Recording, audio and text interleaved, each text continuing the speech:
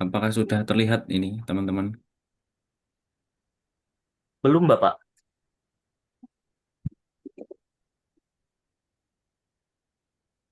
Oke, sudah terlihat, Pak.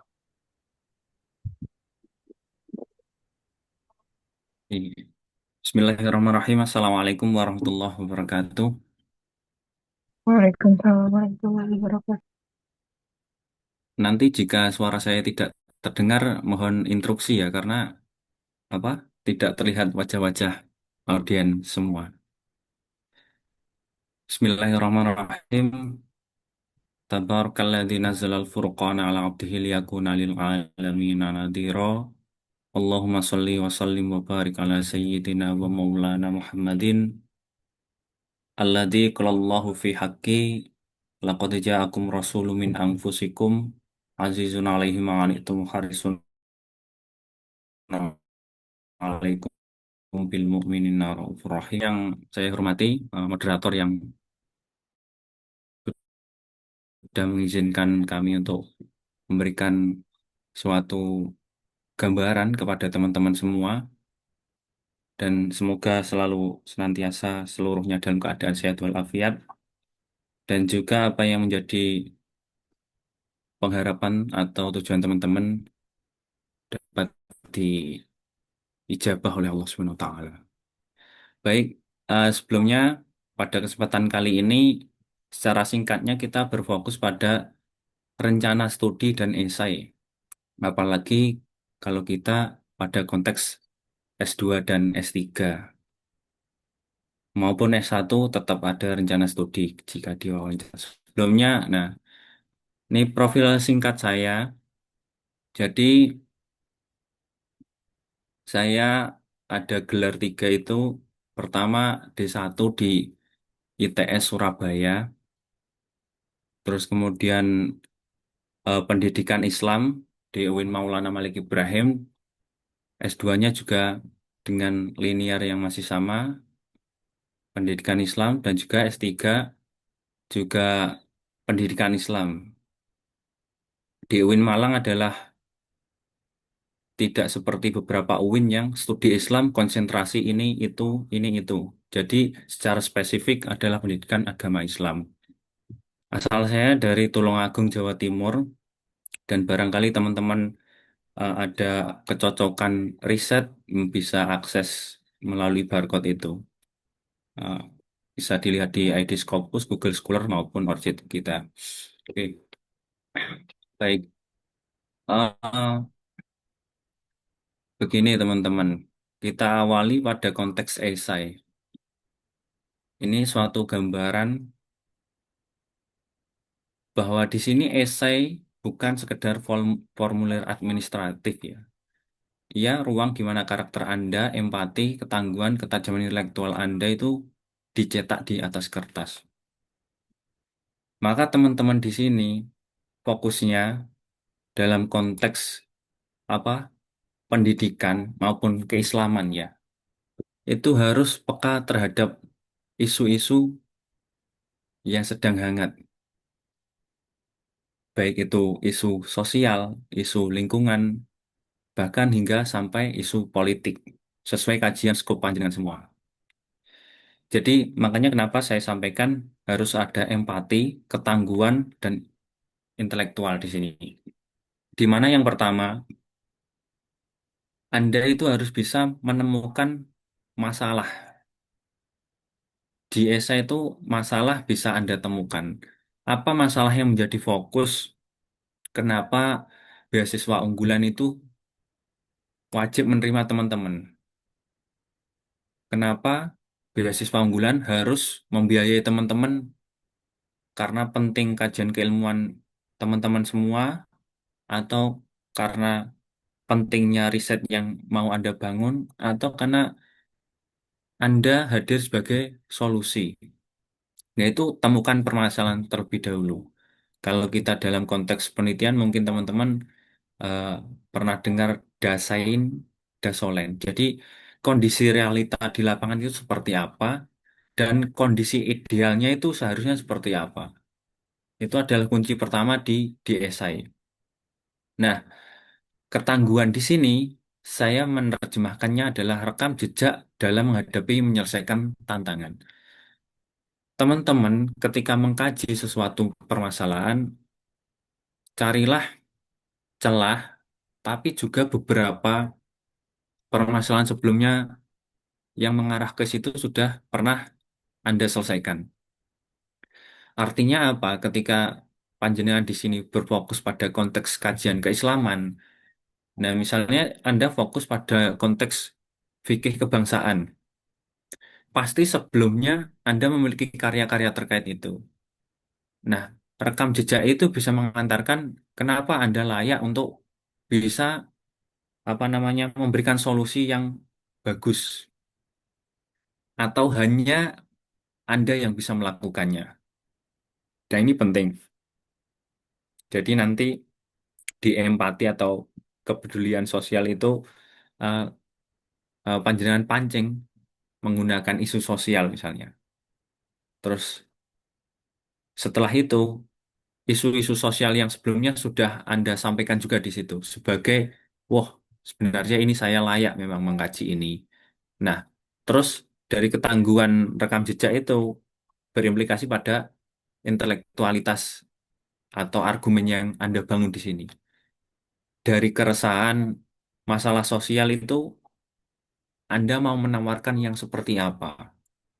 Nah, ketika Anda memberikan tawaran yang seperti ini, maka reviewer itu pasti melihat langsung memberikan apa ya, interest terhadap tulisan yang Anda sampaikan. Tidak perlu mengglorifikasi prestasi di esai itu, tapi sampaikan kontribusi yang seperti apa yang ingin Anda capai, kontribusi yang nyata. Jadi sudah tidak memasang prestasi ini itu di esai. Saya menyarankan tidak usah berfokus itu, tapi fokuslah pada kontribusi yang mau diberikan. Itu. Jadi ada tiga komponen dari yang pertama masalah yang diambil, rekam jejak, dan juga argumen yang Anda tawarkan. Nah, terus kemudian dalam konteks berkaca tahun sebelumnya ya, saya di sini melihat dari basisnya experience beberapa kita diskusi ketika kontrak kan dulu S2 dan S3 itu satu satu acara tapi S1 disendirikan waktu itu. Jadi kita ada banyak berdiskusi terkait isu-isu yang mungkin menjadi bahan esai kemarin. Memang isu tema wajibnya sama, tapi teman-teman itu pasti berikan esai yang sesuai kajian keilmuan atau prodi yang dibidik. Yang waktu itu sekitar 1000 sampai 1500 kata untuk S1 dan 1500 sampai 2000 kata. Teman-teman, meskipun esai itu berformat 1500 sampai 2000, saya anjurkan sesuai template. Karena kemarin ada yang biasanya kan jangan fokus pada jumlah katanya, tapi silahkan tawarkan yang terbaik. Kalau saya jangan seperti itu.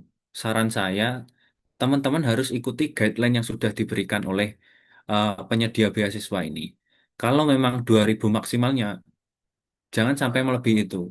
Karena saya kira itu sudah menjadi pertimbangan reviewer. Dan teman-teman tahu, reviewer kan mereka memiliki banyak orang yang harus direview. Jadi pasti memiliki keterbatasan membaca. Itu pasti, itu pasti. Itu pasti. Jadi teman-teman di sini harus bisa memanfaatkan yang namanya manajemen penulisan. Jadi tidak hanya serta-merta Anda menulis banyak, itu malah nanti pemborosan. Jadi kalau memang 2000 kata maksimal, jadi buatlah ya 1900-an lah. Saya ini basisnya saya menyampaikan berbasis pengalaman ya, berbasis pengalaman yang saya lalui ini.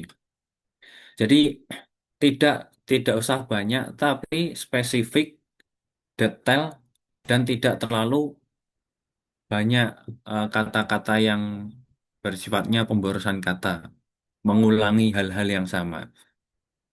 Maka nanti esai itu harus terstruktur. Nah, terstruktur atau tidaknya itu bisa dilihat dari paragraf awal, tengah, dan akhir. Nah, itu ketika orang yang sudah biasa mereview pasti mengetahui logika berpikir si penulisnya itu. Nah, ini kalau di S1 pengenalan masalah dan potensi solusi dasar saya kira sudah cukup.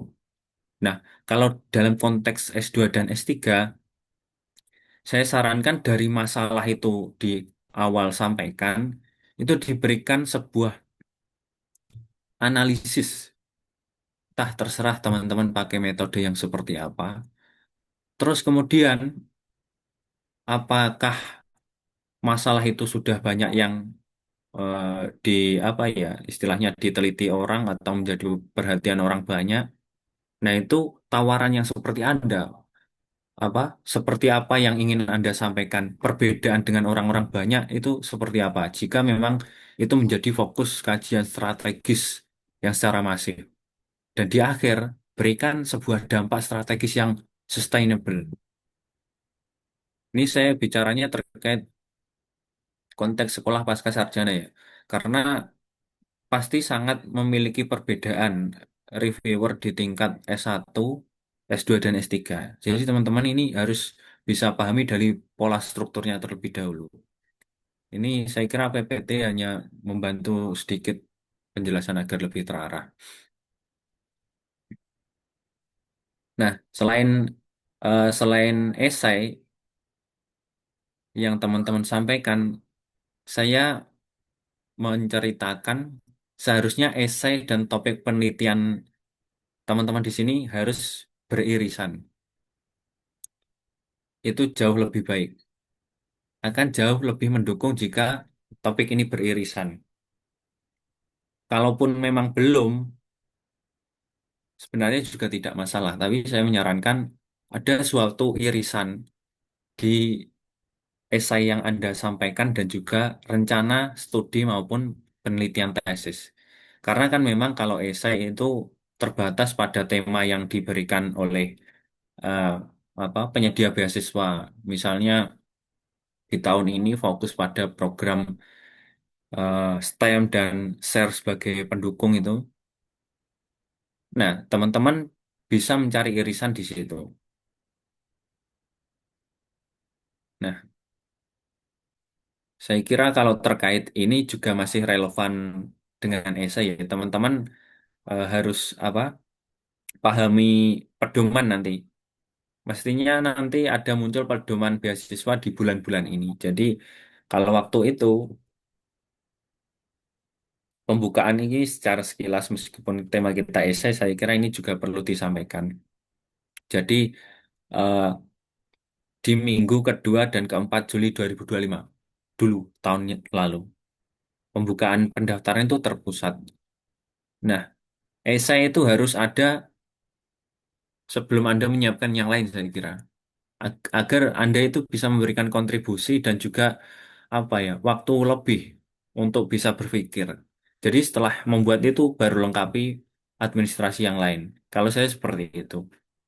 Jadi teman-teman kalau relate dengan pengalaman saya silahkan dipakai. Kalaupun tidak relate, teman-teman bebas mau mengekspresikan yang bagaimana. Jadi pendaftaran, administrasi. Nah, administrasi kan meliputi esai dan lain sebagainya itu. Baru ketika lolos administrasi itu nanti diwawancara. Nah, pasti ada relevansinya dengan apa-apa yang sudah teman-teman unggah di kolom pendaftaran, baik itu esai maupun kelengkapan data, CV maupun biografi lainnya hingga sampai final. Nah, terus juga ada kan syarat untuk UKBI. Nah, untuk S2 dan S3 seminimalnya itu dapat skor 578. Ini kategorinya unggul.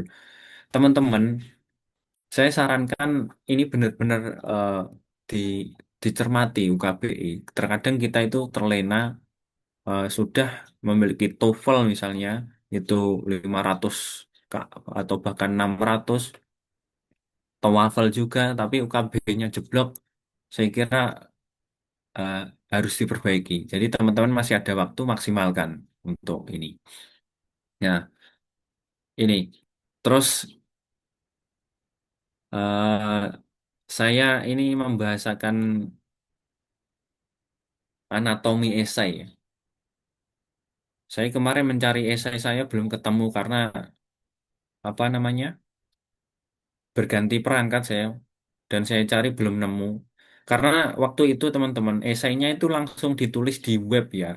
Saya lupa tidak tidak menulis di Word terlebih dahulu karena dulu saya tidak kurang persiapan sebenarnya, kurang persiapan. Jadi teman-teman di sini jangan seperti saya yang mungkin kurang persiapan. Waktu itu saya langsung nulis di webnya. Jadi saya cari kok tidak ada, ternyata keingat langsung ditulis di web.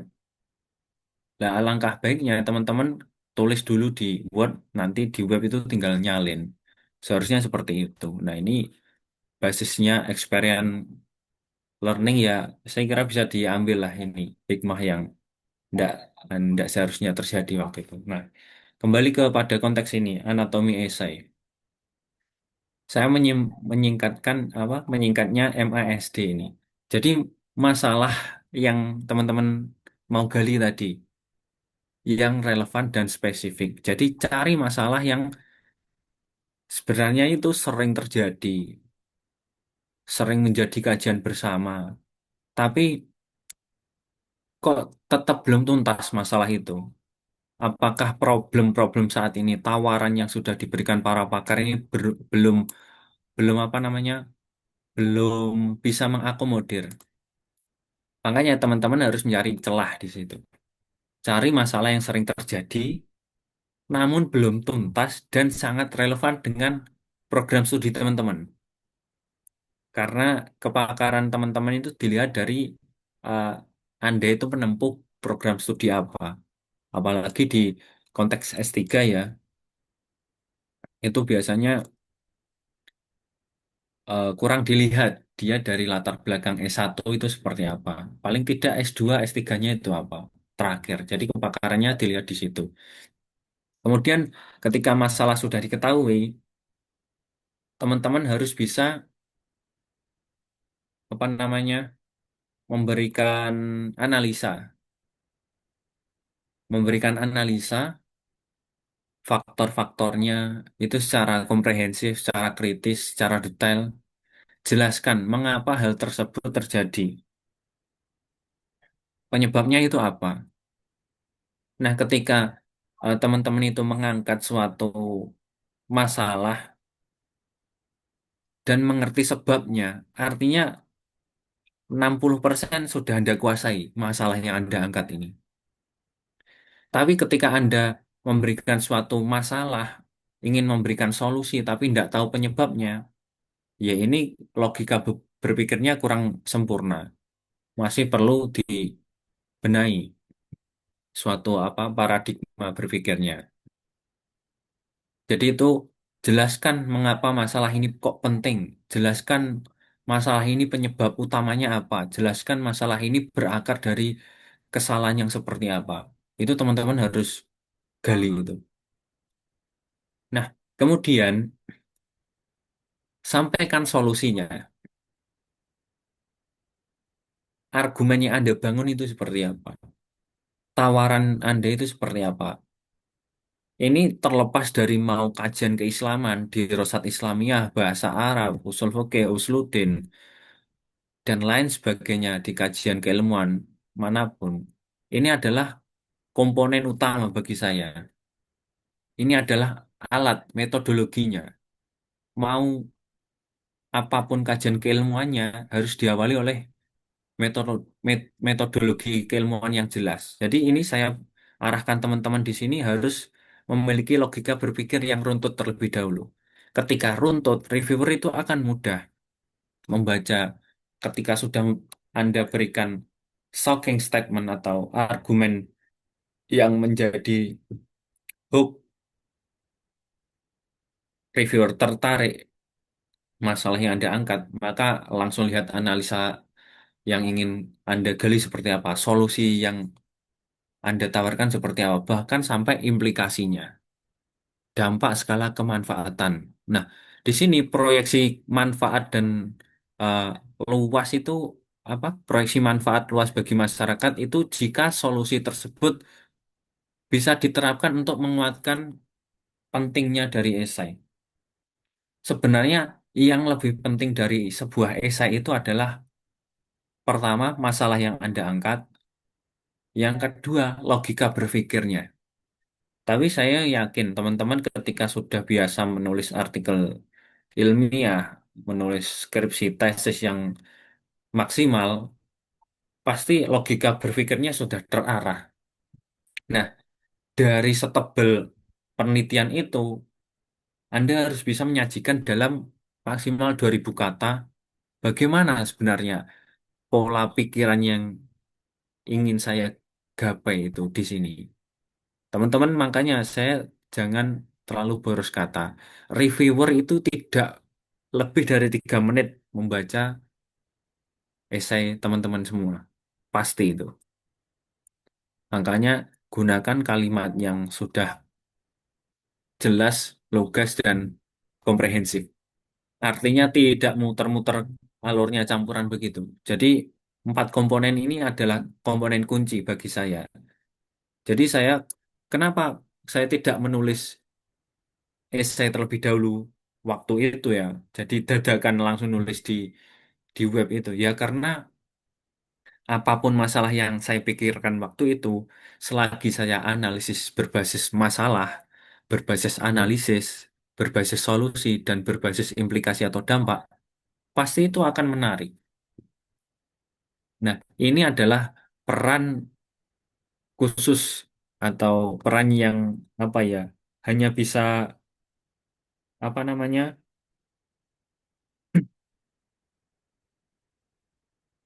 hanya award yang bisa. Jadi teman-teman mau kajian keilmuan apapun, fokusnya harus bisa menggali itu, masalahnya seperti apa, analisisnya seperti apa, solusinya seperti apa, bahkan hingga implikasinya. Ketika teman-teman sudah pahami ini, akan mudah mau mengkaji fenomena yang seperti apa, mau berangkat dari kajian keilmuan yang mana, terus mau membincangkan suatu yang viral atau yang sedang hangat dibicarakan yang seperti apa. Ini akan mudah ketika panjenengan di sini bisa memahami strukturnya terlebih dahulu. Logikanya itu runtuh. Reviewer akan tertarik dengan hal itu. Tapi kalau di awal paragraf sudah tidak jelas, maka akan eh, nggak tertarik membaca selanjutnya. Nah ini, sebuah pancingan masalah yang Anda gali di paragraf awal ini harus harus memberikan apa ya, first impression yang bagus itu kalau di reviewer.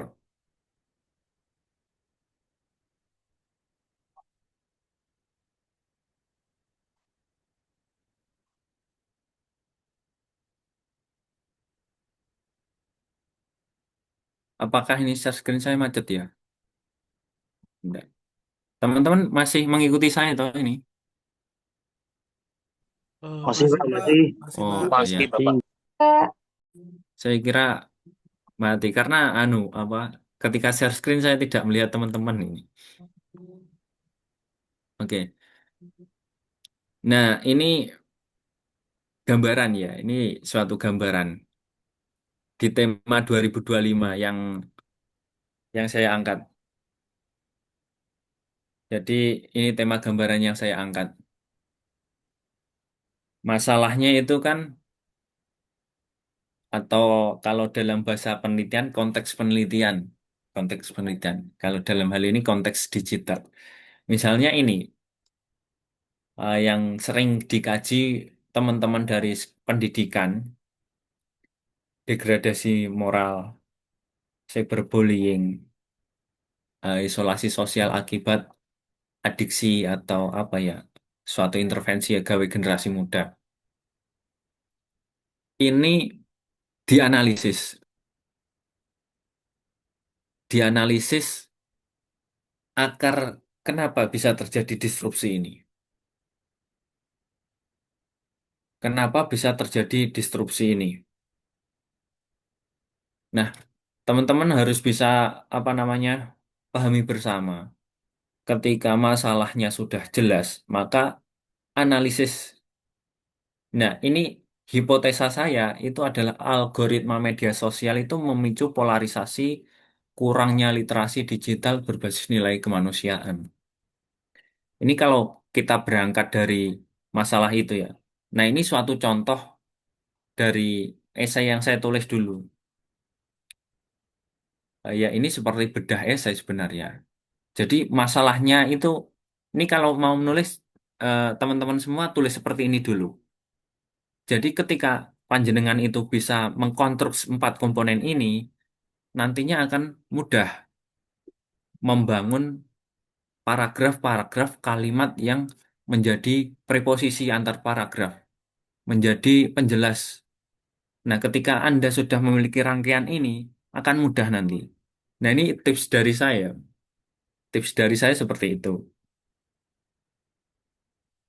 Jadi ketika teman-teman sudah pahami, saya menyebutkan ini MASD ya, Mas'ud gitu. Jadi teman-teman harus berawal dari masalahnya, tulis saja dulu, ditulis saja dulu, apa namanya, eh, gambaran rangkaiannya, masalahnya mau saya analisis seperti apa, penyebabnya seperti apa, solusi yang saya ingin tawarkan apa, dampaknya ini seperti ini loh, dampaknya.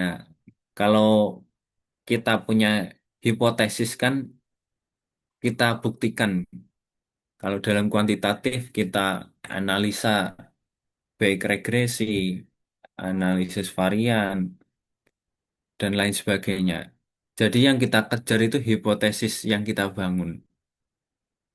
Jadi masalahnya cyberbullying tadi, analisis ini kan analisa pertama dari sebabnya apa. Nah, terus kemudian solusi. Solusinya itu ya relate dengan prodi yang Anda bidik.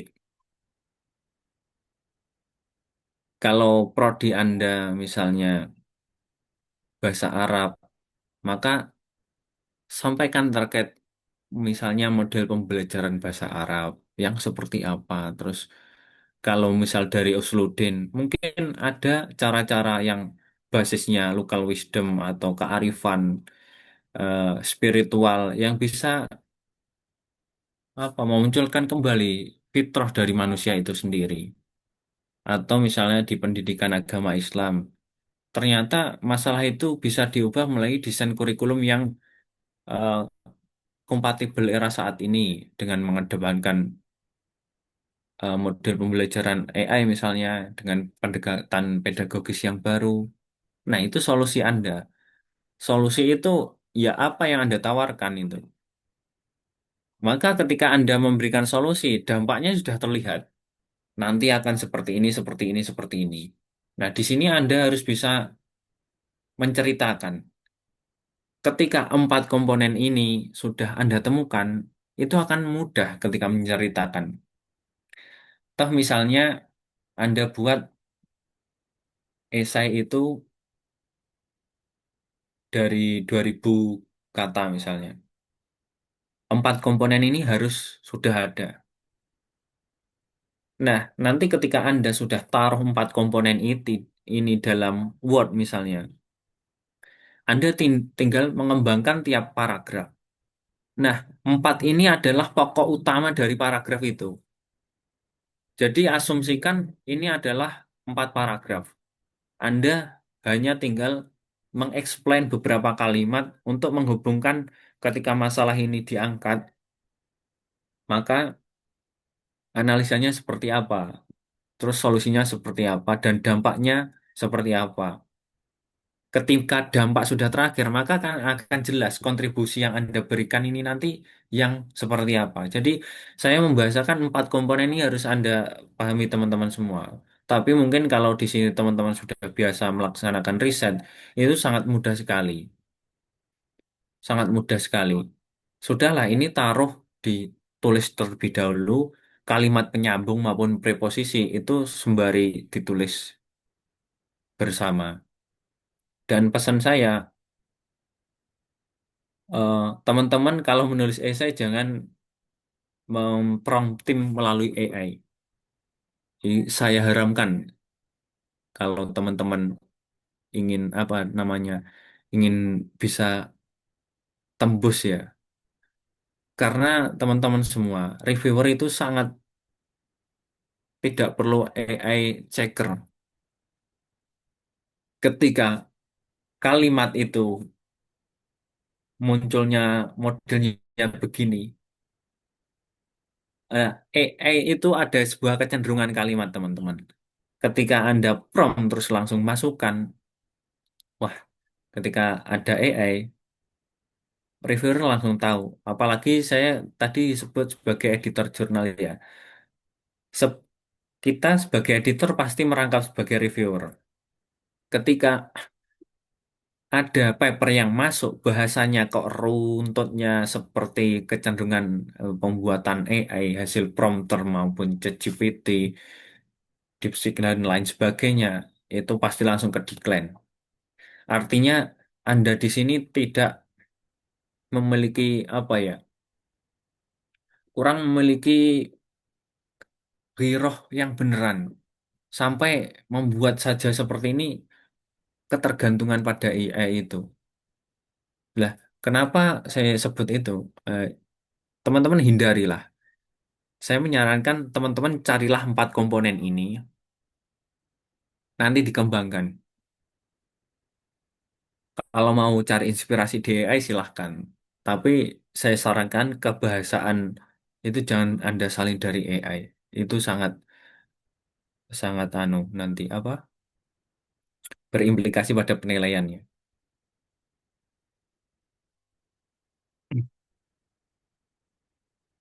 Oke. Terus selanjutnya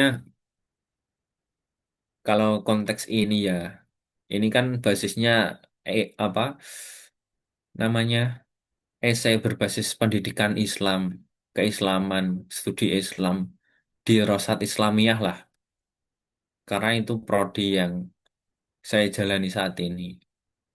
Nah, di sini sebenarnya adalah turunan dari 4 contoh. Ini sebuah masalah misalnya. Kalau dalam fikih misalnya,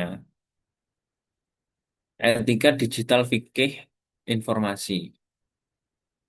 Ini mengintegrasikan nilai keislaman dalam memvalidasi informasi, tabayun ya kalau bahasa kita, dan juga menjaga etika komunikasi di ruang cyber. Ini adalah masalahnya kita itu di sosial media mungkin kurang memahami etika-etika ya. Masalah yang diangkat seperti itu. Karena apa? Karena eranya ya era disrupsi ini. Nah, kita menawarkan solusi moderasi beragama misalnya. Mungkin teman-teman yang dari PTKIN tidak asing dengan istilah moderasi beragama ini. Ini kan memang kajian strategis dari tingkat nasional. Di sini tawarnya moderasi beragama sebagai filter terhadap radikalisme, digital polarisasi yang diwujudkan melalui metode pendidikan yang adaptif. Nah, misalnya teman-teman kaji lagi, moderasi beragama ini bisa dilakukan dengan pendekatan-pendekatan berbasis budaya sekolah atau berbasis local wisdom atau berbasis budaya-budaya daerah. Nah, ini adalah novelty atau bisa disebut yang membedakan teman-teman dengan calon awardee yang lain. Jadi ini sangat sangat apa ya? Sangat variatif nanti. Misalnya masalahnya itu masalah besar, memiliki potensi kesamaan dengan calon yang lain. Tapi pasti solusi yang Anda tawarkan berbeda karena Anda melihat dari sudut pandang yang berbeda. Nah, itu yang penting. Nah, itu otentiknya di situ. Teman-teman kalau di S2, di S3 ini wajib lebih mendalam daripada eh, adik-adik kita yang di S1. Jadi saya kira ketika teman-teman misalnya sudah mau di S3 ya ini, sudah melampaui S1 yang membuat penelitian seperti itu, yang S2 yang di tiap mata kuliah harus publikasi ilmiah, pasti sangat mudah lah membuat esai ini. hari-harinya sudah dipenuhi dengan masalah-masalah penelitian yang reliabel itu. Nah, maka implikasinya dari ini apa? Yaitu akhlakul karimah. Ketika memiliki akhlak yang baik, maka sebagai implikasi dari akhlak itu kan menjadi moral hingga adab yang ihsan ya. Itu bisa menjadi fondasi utama dalam aspek konteks sosial saat ini dan juga penguasaan ilmu teknologi. Ini adalah gambaran singkat. Utamanya ini, teman-teman harus pahami ini. 4 komponen. Masalah, analisanya seperti apa, solusi argumen yang Anda bangun itu seperti apa, implikasinya. Dari 4 ini nanti kelihatan kontribusi teman-teman. 4 ini wajib ada. Kontribusi di kesimpulan akhir ini, saya sarankan Anda buat secara singkat saja. Seperti kalimat proposisi kalau dalam disertasi itu. Kalimat lugas yang menjelaskan implikasi dari tulisan yang Anda buat. Nah, terus kalau dalam konteks ini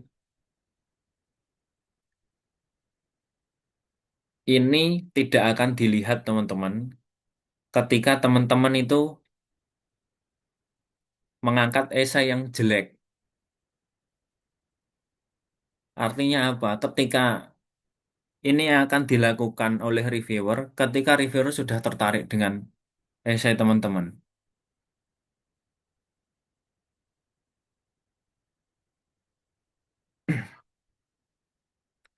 Jadi reviewer itu tidak akan mungkin langsung masuk ke sini kalau esainya itu tidak menarik. Makanya kenapa masalah yang Anda angkat itu harus bisa memberikan first impression yang wah ini calon award ini sangat anu ya, sangat memiliki ketekunan tinggi. Di dilihat dari paragraf awal itu sudah memiliki kalimat yang memancing, memiliki apa ya, keinginan untuk membaca lebih lanjut. Ketika pembacaan lebih lanjut itu akan disesuaikan ini. Apakah kalimatnya sudah jelas? Apakah ini sudah relate dengan tema saat ini? Hingga originalitas ini. Nah itu. Jadi kepribadian teman-teman itu sangat terlihat dari esai yang Anda bangun. Ya. Jangan salah itu. Bagi reviewer itu sangat sangat mudah untuk membaca itu. Mungkin kalau bagi yang belum pernah mereview orang itu kesulitan. Jadi logika berpikirnya harus dibenahi di sini. Pertama, saya menyebutnya inspeksi mekanik, profesionalisme. Ya ini kepatuhan mutlak penggunaan kata hingga EYD itu. Terus penggunaan kalimat efektif dan kata baku. Teman-teman jangan menggunakan kata yang di luar konteks KBBI ya. Tapi kalau teman-teman sudah biasa nulis ilmiah, saya yakin lah sangat jarang itu terjadi penulisan yang tidak berbasis dari KBBI. Terus kesesuaian jumlah kata tidak kurang dan tidak lebih. Ketika misalnya estimasi tadi kan 1.500 sampai 2.000, artinya di space di antara 1.500 dan 2.000 itu sudah sesuai. Tapi kalau kurang dari 1.500 artinya itu kurang. Kalau lebih dari 2.000 artinya ya kelebihan tidak memenuhi. Makanya saya berpesan ke teman-teman, kalau memang aturannya main itu maksimal 2.000 kata, jangan Anda lebihi. Kadang itu ada orang yang menyesatkan ya. Sudah jelas aturannya itu 2.000, terus menyarankan ke teman-teman, meskipun ini 2.000, teman-teman harus bisa mengekspresikan lebih. Wah, itu sesat. Zolu wa adolu. Sangat menyesatkan itu. Jadi teman-teman fokusnya 4 tadi. Tidak usah melebar kemana-mana. Ketika 4 Anda kuasa itu, insya Allah lah. Sangat jelas dari struktur konstruksi dari esai teman-teman. Terus kemudian saya kira 5 menit lagi ini biar cukup ya. Eh, substansi atau ketajaman tema yang Anda bangun. Fokus menjawab tema besar dari penyedia beasiswa. Temanya itu sebagai tema besar aja. Masalahnya kan pasti banyak masalah dari tema itu. Apalagi solusi yang Anda tawarkan. Dan jangan angkat masalah yang terlalu general. Artinya apa? Artinya Anda itu lihatlah masalah-masalah di sekitar teman-teman ini. Tidak apa-apa masalah kecil, tapi ketika Anda bisa menyelesaikan itu, maka suatu prestasi nanti. Apalagi bisa mengemas dengan baik. Terus, jangan masalah yang terlalu general, terlalu generik ya. Tadi loh, moderasi beragama kan masalah besar. Terus Anda kerucutkan misalnya masalah moderasi beragama di daerah 3T misalnya.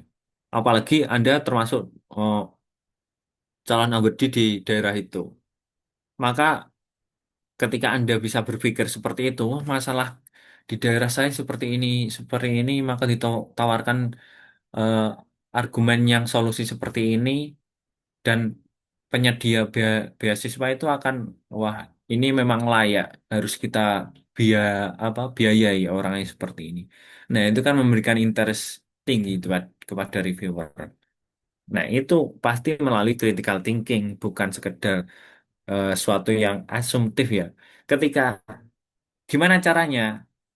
Ketika Anda tulis itu berbasis data real ya. Itu terlepas dari jurnal ataupun masalah di tempat kalian, data real. Kalau kemarin saya buat esai, itu tidak pakai sitasi ya teman-teman, tidak pakai rujukan. Jadi saya berupaya membangun apa yang menjadi argumen saya di sini dan menjadi solusi yang ingin saya tawarkan. Kalau saya tidak memakai kutipan, waktu itu saya tidak memakai kutipan sama sekali. Jadi artinya apa yang saya tulis itu apa yang saya pikirkan. Dari hasil pembacaan saya, realita lapangan ini seperti ini. Apalagi kalau Anda sudah memiliki track record di bidang itu sangat mendukung. Itu. Nah, solusi itu harus terukur dan logis dan dapat direalisasikan. Artinya terukur dan logis itu apa? Itu bisa dilaksanakan dengan cara yang Anda sampaikan di tulisan. Meskipun orang lain itu tidak tahu pikiran Anda, tapi ketika dengan cara logika yang Anda bangun di esai itu akan bisa. Nah, ini adalah apa namanya? Dalam konteks penelitian ini, aduh, namanya apa? Lupa saya. Replikatif. Replikatif. Artinya, misalnya Anda sudah menawarkan suatu eh, konstruksi pemikiran ini, Anda sampaikan ke orang lain. Orang lain pun akan bisa membuatnya seperti itu dengan mengikuti arahan dari tulisan ini. Memang berat kalau caranya ini, tapi kalau ingin menjadi esai yang bagus, ya memang harus seperti itu. Tapi saya yakin teman-teman itu bisa, apalagi sudah memiliki kebiasaan habit menulis yang bagus ya. Nah, terus kemudian komponen yang ketiga adalah otentisitas. Autentik lah gampangnya bicara. Jadi originalitas itu anu berfokus pada pendapat Anda itu sangat menonjol di situ. Makanya kenapa saya tadi bilang apa namanya bisa apa bisa menawarkan pikiran-pikiran ini loh. Nggak usah pakai AI. AI nggak apa-apa untuk sebagai pemantik aja. Tapi jangan menyalin. Misalnya buatkan saya esai dalam 2000 kata temanya ini dengan fokus kajian ini. Saya yakin gagal langsungan. Kalau cuma seperti itu loh, ya, teman-teman. Jadi kalau teman-teman bingung, silahkan ternyata diulangi seperti itu. Ketika teman-teman sudah biasa akan mudah menulis. Nah ini bebas dari pola tulisan yang AI generik atau hasil generate dari AI. Saya sarankan dihindari. Nah, ini yang terakhir adalah kesempatan mungkin datang sekali, tetapi persiapan hari ini adalah suatu pilihan yang bisa Anda mulai. Jadi, teman-teman mungkin kesempatannya tidak datang hanya sekali, tapi mumpung ada waktu, bisa teman-teman persiapkan dengan baik. Apa yang bisa kita ikhtiari, kita laksanakan dengan maksimal. Setelah itu kita maksimalkan untuk pasrah kepada yang memainkan kehidupan ini. Seperti itu. Mungkin ada yang perlu ditanyakan, silahkan. Selebihnya saya kembalikan moderator. Terima kasih. Baik, terima kasih Bapak atas penyampaian kemateriannya yang sangat luar biasa sekali teman-teman. Banyak sekali insight baru yang kita peroleh dari pemaparan beliau. Nah, tibalah kita pada sesi tanya jawab. Perlu saya himbau, Bapak, sesi tanya jawab kita kurang lebih 20 menit agar tidak melebihkan batas waktu. Jadi pada teman-teman yang mau bertanya silakan menggunakan fitur raise hand atau menggunakan fitur kolom chat di Zoom.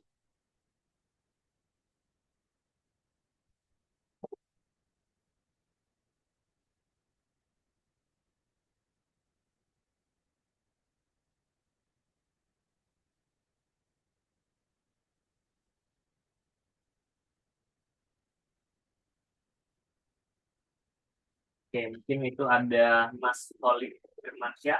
Kepadanya dipersilakan. Apakah suara saya terdengar? Terdengar. Oke, baik.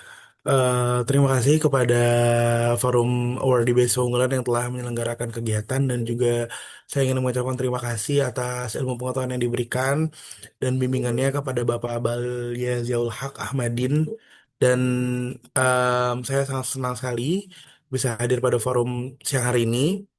Izin bertanya Bapak, saya sedang mempersiapkan tentunya berbagai dokumen untuk seleksi yang dibutuhkan untuk seleksi WSU unggulan. Salah satunya adalah esai tentunya. Dalam persiapannya saya telah menemukan beberapa esai yang dipublikasikan oleh teman-teman awardee beasiswa unggulan di tahun sebelumnya yang memang dipublikasikan secara sukarela di media sosialnya. Nah, dari berbagai esai tersebut, beberapanya saya baca di sini ada perbedaan yang sangat mencolok Bapak di antara esai-esai tersebut. Perbedaannya adalah em, saya amati itu ada dua tipe esai yang memang ternyata ini sangat berbeda strukturnya.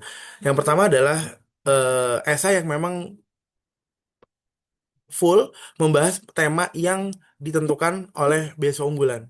Jadi memang dari awal sampai akhir itu cenderung dia membahas seperti latar belakang, kemudian masalah yang sedang terjadi pada saat ini atau isu strategik yang sedang berkembang di masyarakat, kemudian masuk ke solusi dan penyelesaian masalah dan jadi memang fokus seperti itu dan juga ada yang memang fokus mengenai temanya dari kepenulisan dari dua argumentasi, dua sudut pandang yaitu pro dan kontra. Seperti itu.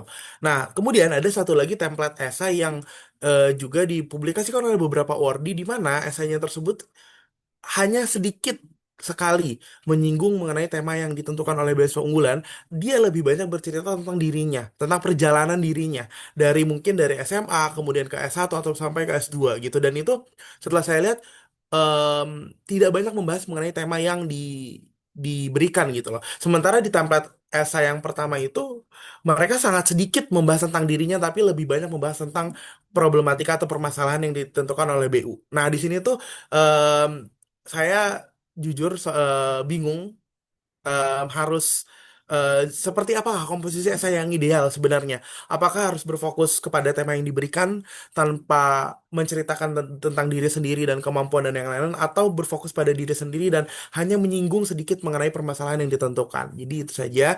Pertanyaannya, Bapak, maaf agak panjang, semoga dapat dipahami dan terima kasih. Oke, baik. Terima kasih Mas Holik Firmansyah atas pertanyaannya. Sangat menarik sekali, Mas.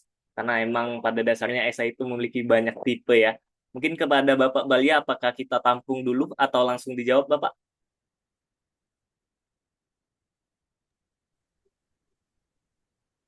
Saya serahkan moderator dua-dua atau langsung saya jawab, monggo enggak masalah. Oke, mungkin bisa langsung dijawab saja, Bapak. Sembari kita menunggu teman-teman yang bertanya di kolom chat.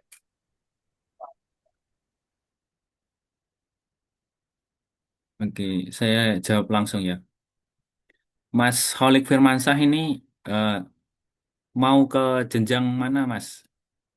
Pertama. Saat ini saya merupakan seorang mahasiswa baru, Bapak, di Universitas Indonesia, program Magister Kajian Wilayah Timur Tengah dan Islam. Iya, begini Mas. Memang ada pola setiap setiap awardee mungkin memiliki apa ya, distingsinya di situ, ya, Hmm. keunikan. Memang setiap orang tuh pasti memiliki caranya dia nulis. Memang nulis itu kan seni, tiap orang tidak sama. Tapi saya bisa memberikan saran ke Mas Holik. Caranya itu pertama, cara yang pertama, mulai dari isu atau fenomena, Mas. Isunya apa yang mau Anda angkat? Dari tema besar itu loh. Terus nanti itu akan menunjukkan awareness kepada masalah yang Anda gali di situ ya. Terus kemudian konteksnya itu akan jelas. Kalau basisnya masalah ini, saya lebih cenderung ke ini. Karena ini ciri khas akademisi atau penulis peneliti itu pasti berangkat dari fenomenanya seperti apa. Lah, yang kedua itu bisa berangkat dari pengalaman personal, Mas. Misalnya, Mas Holik ini pernah pengabdian masyarakat di daerah yang sangat terisolir. Nah, dari fenomena atau kegundahan sosial yang Anda lihat, itu bisa menjadi pemantik awal esai ini, bahwa Anda itu sebenarnya sudah terjun di masyarakat. Nah, ini akan juga memiliki apa apa ya, reviewer itu bisa tertarik secara personal lebih otentik karena ini berbasis experience langsung ada di lapangan dan bisa membangun apa ya, koneksi emosional. Nah, yang ketiga itu bisa dimulai dari data maupun fakta, Mas. Misalnya riset terbaru BRIN tahun 2000 atau 5 tahun terakhir itu menunjukkan riset ke arah pada konteks aspek demografi sosial yang begini. Atau menurut laporan pendidikan di kementerian ini bahwa saat ini ketimpangan kualitas pembelajaran menjadi tantangan yang mendalam di semua sektor. Nah, itu bisa di, di, digunakan tiga itu. Yang terakhir saya kira itu dimulai dari refleksi diri. Nah, ini yang saya tidak menyarankan. Ini terlalu personal, jadi reviewer akan kesulitan. Nah, kalau saran saya itu seperti apa? Berangkat dari masalah, Mas. Ketika masalahnya sudah Anda sampaikan menjadi hook tulisan Anda, itu reviewer, wah, ini orang menarik ya jika diberikan uang untuk sekolah itu akan menjadi bisa pengembangan lebih lanjut. Karena nanti ketika masalah sudah jelas, implikasi pasti ada di bawahnya. Tapi kalau Anda mulai dari merefleksikan diri, akan sedikit, Mas, polanya kurang teratur. Ini kalau saya pribadi ya, karena saya fokusnya dalam konteks program di S2 dan S3. Jadi basisnya pasti masalah dulu yang ingin digali. Nah, tapi kalau ada tipe-tipe yang seperti yang lain itu pasti sangat bermacam-macam. Apalagi kalau sampai di sini melihat dalam konteks esai yang dibuat mahasiswa S1. Orientasinya mungkin beda. Nah, tapi yang paling saya rekomkan itu adalah berbasis fenomena, permasalahan sosial, atau berbasis data, Mas. Dan empat komponen tadi loh, masalah, analisa, solusi, dan dampak. Yang terakhir nanti akan jelas kontribusi panjenengan. Jadi esai itu, kalau saya nggak usah cerita lagi, saya memiliki prestasi ini. Sudah selesai dengan itu. Tapi kalau misal saya sudah melakukan penelitian riset-riset ini, sampaikan tidak masalah. Kalau terkait saya mendapatkan achievement, dapat grant, dapat penghargaan, itu tidak usah diceritakan di esai. Kalau saya seperti itu, Mas. Begitu, Mas Holik. Ada feedback, silahkan. Oke, baik. Terima kasih Bapak atas jawabannya. Mungkin kepada Mas Holik, apakah jawabannya sudah jelas atau sudah Sudah, dipahami? sudah sangat jelas dan sudah sangat dipahami. Oke, baik. Jadi Terima kasih Bapak atas jawabannya. jadi betul kata Bapak Balia itu tergantung dengan pengalaman dari Mas Holik sendiri itu. Saya pribadi emang esai saya dulu itu berbasis pengalaman, Kak. Tetapi memang ada pada dasarnya emang fokus ke topik tema besarnya gitu. Jadi kembali ke diri Mas lebih kuat di mana. Kalau pengalaman Mas kayak pengabdian, kayak lebih banyak berdampak pada masyarakat gitu kan, itu boleh ditulis gitu kata Bapak Balia. Oke, baik. Kita lanjut ke pertanyaan berikutnya. Mungkin dari teman-teman, apakah masih ada yang ingin ditanyakan?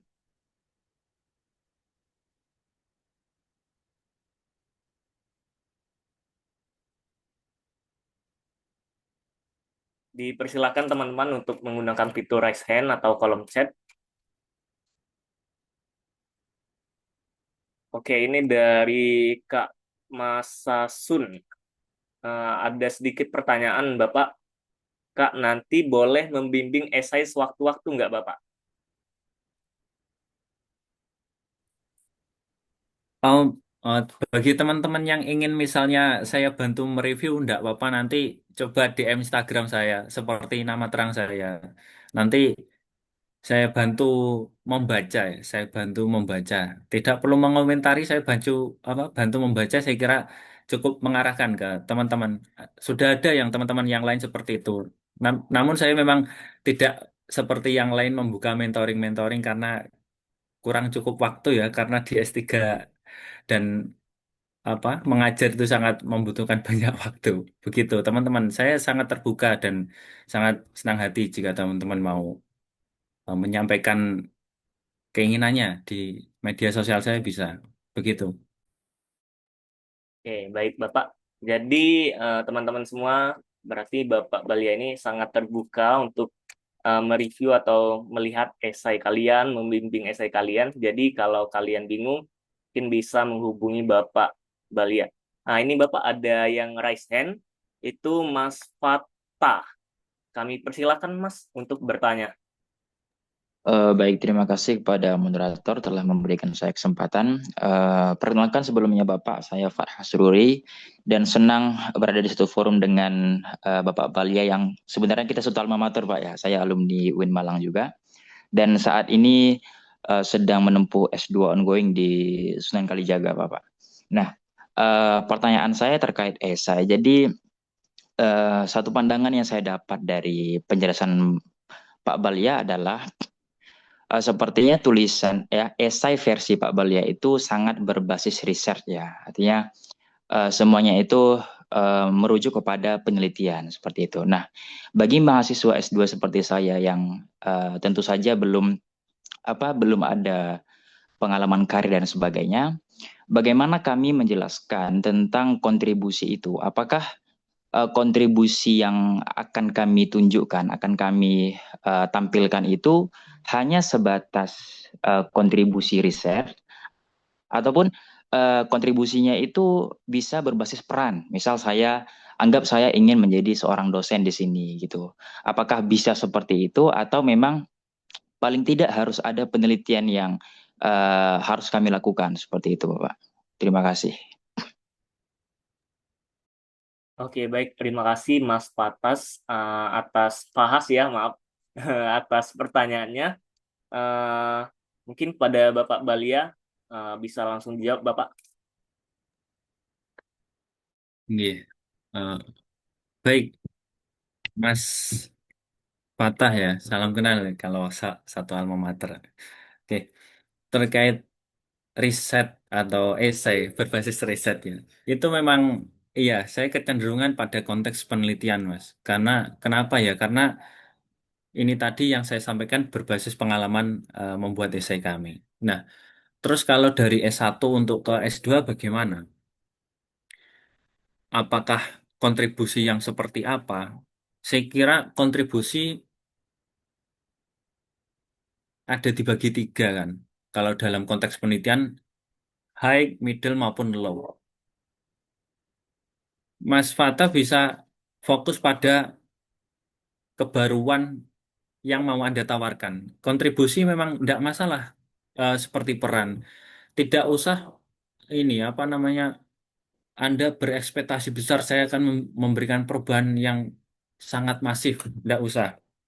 Tapi setidaknya apa kontribusi yang Anda bangun itu bisa berimplikasi atau berdampak langsung kepada lingkungan terkecil Anda. Eh, Bagaimana cara membahasakannya terserah mau berorientasi yang seperti apa, tapi intinya bisa berdampak dalam ekosistem terkecil Anda. Misalnya Anda sebagai pengajar di sekolah swasta. Nah, peran Anda di situ sudah sangat mewakili kontribusi yang seperti apa. Mungkin dari dedikasi yang cukup tinggi atau memberikan perhatian lebih kepada siswa inklusif, atau kita bisa lebih terbuka kepada semua golongan, baik itu eh, lintas agama atau lintas ormas. Kalau dalam kita kan kajian keislaman kan, kita bisa lebih apa namanya menerima perbedaan. Nah, itu juga kontribusi, Mas. Kita sebagai apa? Sebagai pelopor di situ, sebagai contoh. Jadi kontribusi itu tidak harus besar. Anda sudah lihatlah, mungkin saya di ekosistem lembaga pendidikan ini, setidaknya saya bisa memberikan eh, suatu hasanah lah, contoh nyata di situ. Jadi tidak usah muluk-muluk kontribusi saya harus besar, tapi misalnya saya guru agama ya, seharusnya kegiatan apa yang bisa saya laksanakan atau apa yang bisa saya lakukan yang menjadi distingsi perbedaan antara guru lain. Itu kontribusi, Mas.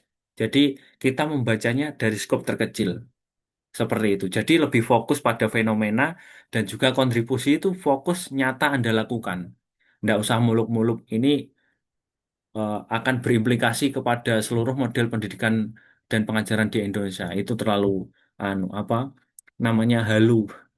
Begitu Mas Fatah Sururi. Oke, baik. Terima kasih Bapak atas jawabannya. Bagaimana Mas Fatah? Apakah sudah cukup jelas dengan jawaban yang telah diberikan?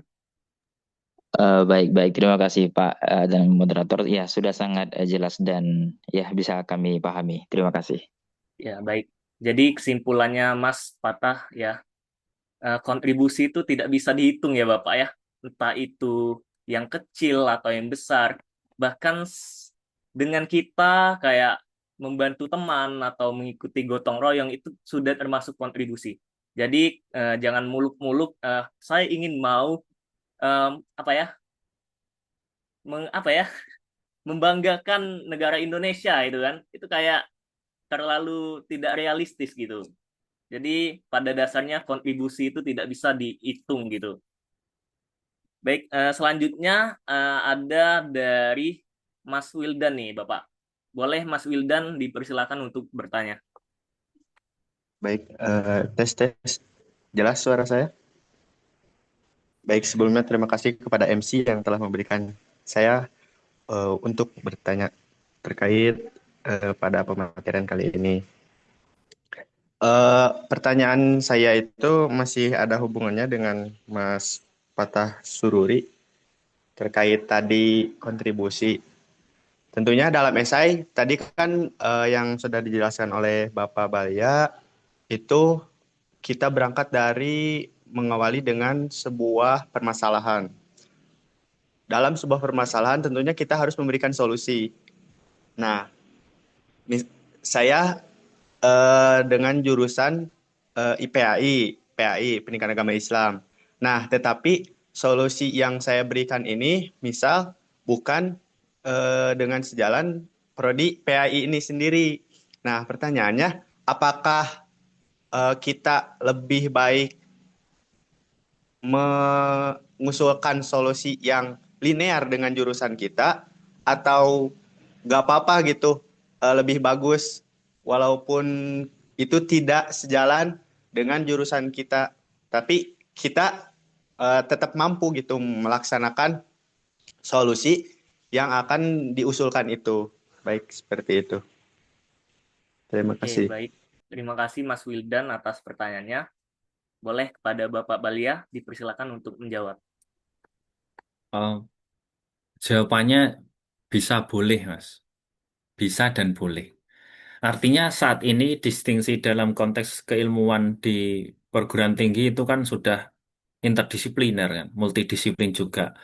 Artinya bisa Anda sampaikan masalahnya lintas prodi tidak masalah, tapi dalam skop kajian yang beririsan, Mas.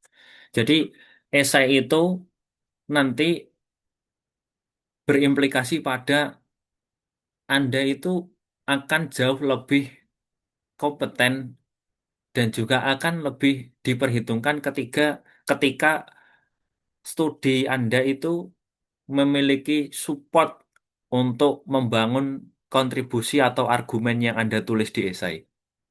Jadi meskipun katakanlah tidak berhubungan, setidaknya itu beririsan dan bisa mensupport apa yang Anda cita-citakan itu loh. Jadi apa yang Anda tulis itu memang berimplikasi. Berimplikasi maksudnya apa? Ya berdampak secara langsung. Caranya apa? Ya salah satunya dengan Anda menempuh studi itu. Ketika itu layak, pasti oke lah, calon ini saya biayai karena yang disampaikan itu memiliki atau potensi ke depan itu akan dibutuhkan. Apalagi konteks beasiswa ini sifatnya bukan afirmatif, Mas. Artinya bukan diberikan Anda karena mungkin Anda berasal dari daerah begini atau memang dari latar belakang keluarga yang begini atau begitu. Ini beasiswa yang sifatnya the best excellent ya. Anda masyarakat berprestasi, skema ini ya, skema masyarakat berprestasi artinya studi itu mendukung untuk kontribusi hingga Anda itu bisa mencapai prestasi yang lebih tinggi lagi.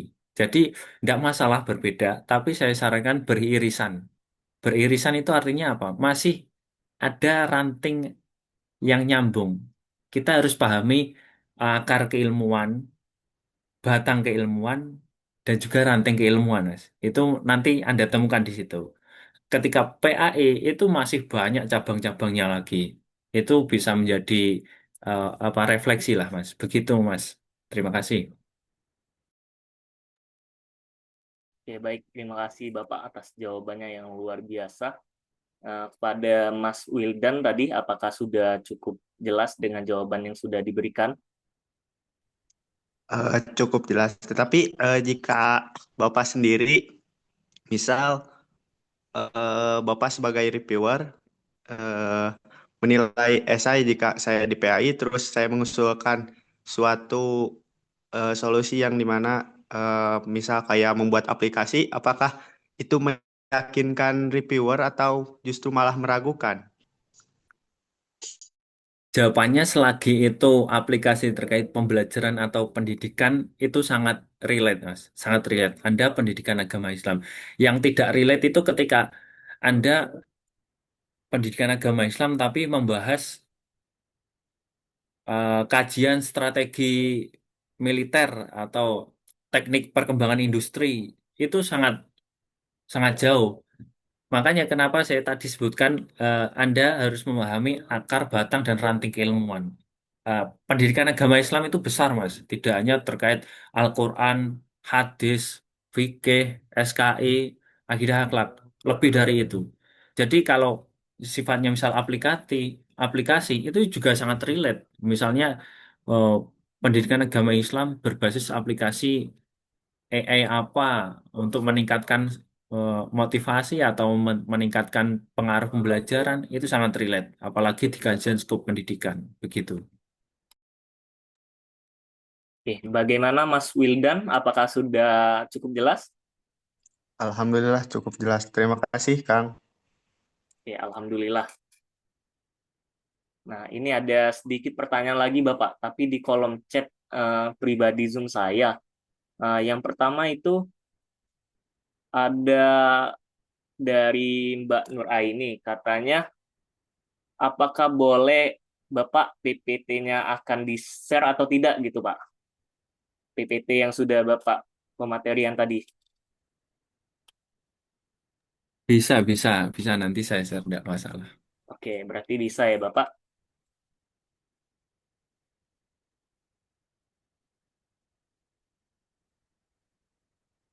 Baik, dikarenakan waktu sesi tanya jawab sudah melebihi 20 menit, mungkin pertanyaan yang masih mengganjal di hati teman-teman semua bisa langsung saja tanya ke Bapak di luar Zoom ini.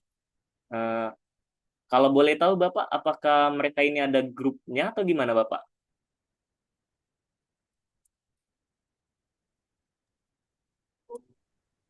Saya hanya bergabung di grup yang Oh, dibuatkan panitia, Mas. oh yang di Nanti panitia jika itu ya ada Pak? yang mungkin perlu pertanyaan lebih lanjut atau bisa di sosial media saya sangat terbuka, tidak masalah. Oke, mungkin boleh Bapak diberikan sosial medianya atau Instagram di kolom chat biar teman-teman kita ini bisa bertanya secara personal Bapak.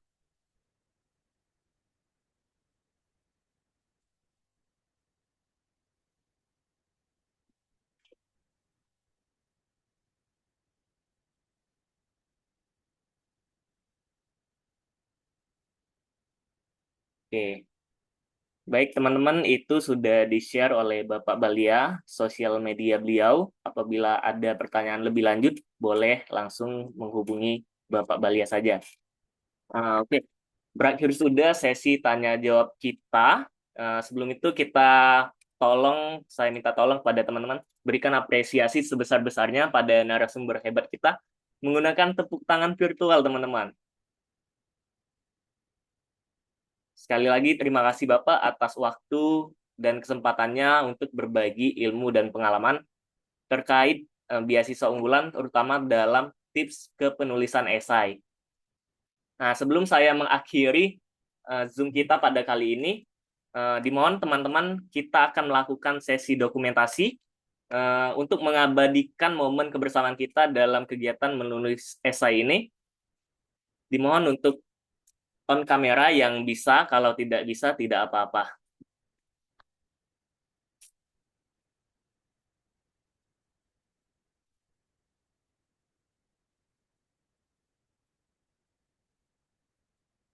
Oke, kalau sudah siap, kita dokumentasi sebentar. Dalam hitungan 1, 2, 3. Oke. Gaya gaya lain, gaya bebas. 1, 2, 3. Oke, bagus sekali ya. Baik, boleh di off-cam kembali. Teman-teman yang saya banggakan, demikianlah rangkaian acara kita pada sesi hari ini. Terima kasih pada narasumber atas ilmu yang telah dibagikan, serta pada seluruh peserta atas partisipasinya pada hari ini. Jangan lupa untuk terus mengikuti berbagai kegiatan edukasi di forum awardee beasiswa unggulan yang didukung oleh cemerlang.com. Pastikan juga teman-teman mengikuti dan memantau Instagram forum awardee beasiswa unggulan agar tidak ketinggalan informasi mengenai webinar, mentoring, open class, serta berbagai kegiatan menarik lainnya. Kami juga mengundang teman-teman untuk bergabung kembali pada sesi-sesi berikutnya dalam rangkaian sehari belajar menulis esai beasiswa unggulan dari berbagai perspektif ilmu. Sampai jumpa di acara Fabu selanjutnya. Saya Anggara Gunawan sebagai Master of Ceremonies. Memohon maaf kepada teman-teman apabila dalam memandu acara ada kekurangan. Kepada Allah saya mohon ampun, saya akhiri. Wassalamualaikum warahmatullahi wabarakatuh. Waalaikumsalam warahmatullahi wabarakatuh.